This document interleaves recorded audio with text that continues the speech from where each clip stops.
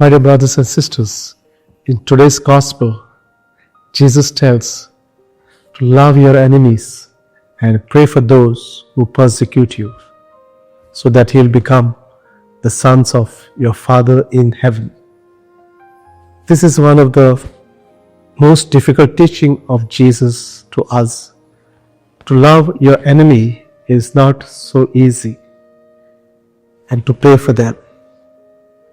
But we see through the history of the Christian life, there had been saints and even lay people who witnessed to this great love of God by forgiving their enemies. There are so many stories about these people. But when it comes to us, it is difficult to love, to forgive, to pray. But if you know whom you worship, then that knowledge will set us free. A God who is love, and He has created us in love. And therefore, if I know that I am love, then my nature is to love, no matter who the other person, including your enemy. At this moment, I wish to present before you the story of Sister Rani Maria, who was killed, and how the story of forgiveness takes place. It is not just the story of forgiveness, but it is the story of love. We have the sister and the family members of Sister Rani Maria who go out of their way to show that they have forgiven their enemy, the one who killed their sister. To the extent where they go and meet this criminal in the prison, they hug him, they tie a rakhi for him as if accepting him as their brother.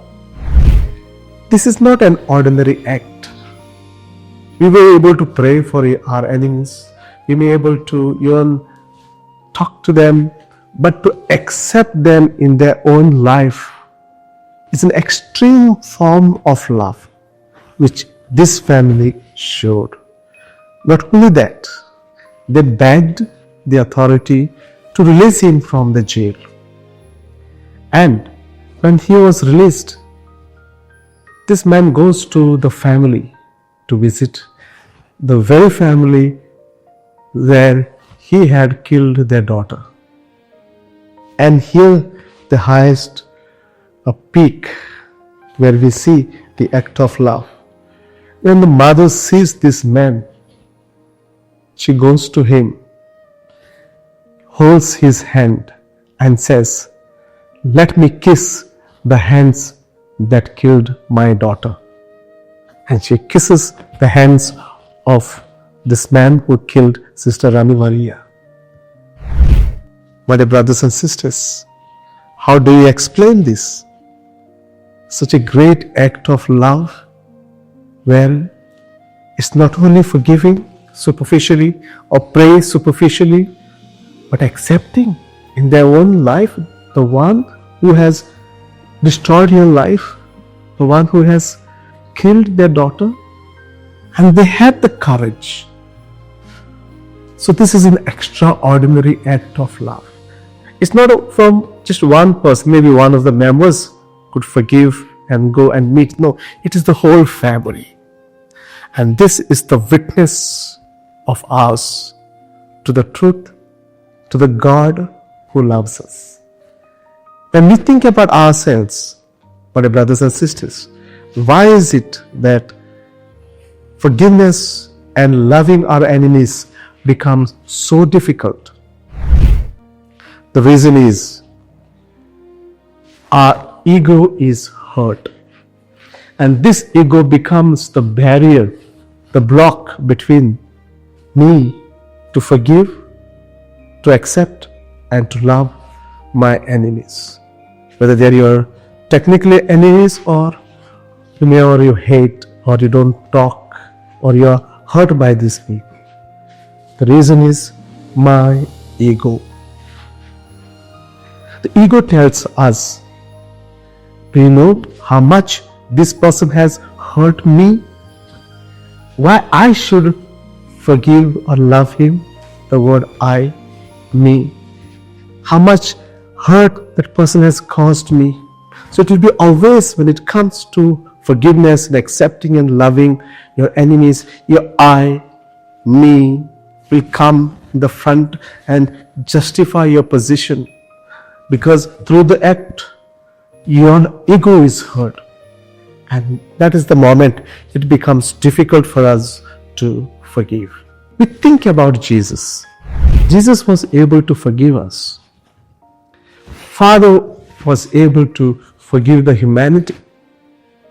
And so through Jesus, he was able to reconcile us. Why? Because our Father is a merciful God. And Jesus, you see, Jesus was able to forgive because he emptied himself and became a servant. What did he empty? He was in the form of God, as Philippians reminds us, so that he emptied the divine, the God-ness to take the form of a slave of human beings. That means that in the life of Jesus, the ego was absent. That ego he emptied, and therefore he was able to forgive us from his heart. Nothing was lacking in the forgiveness of Jesus. Nothing was lacking in the love of Jesus. Today, when we reflect on loving and praying and forgiving our enemies, and if at all it is difficult for us to forgive, to love and to accept, it's because the ego has to be emptied.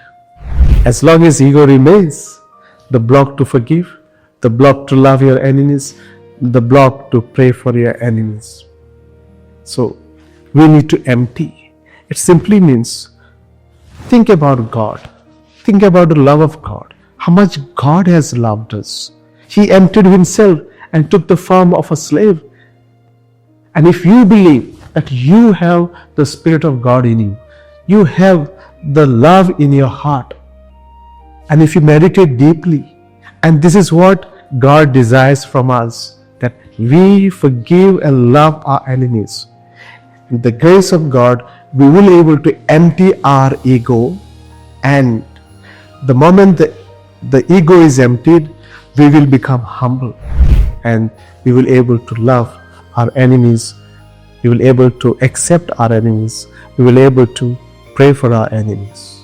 So my dear brothers and sisters, during this season of Lent, the Lent reminds us the reconciliation between God and human beings through Jesus Christ. That is an act of emptying. Let us empty our ego, our selfishness, our pride, and be humble and receive the grace of Jesus and love of God, and forgive our enemies, love our enemies, accept them, and pray for them. May the Lord bless all of us.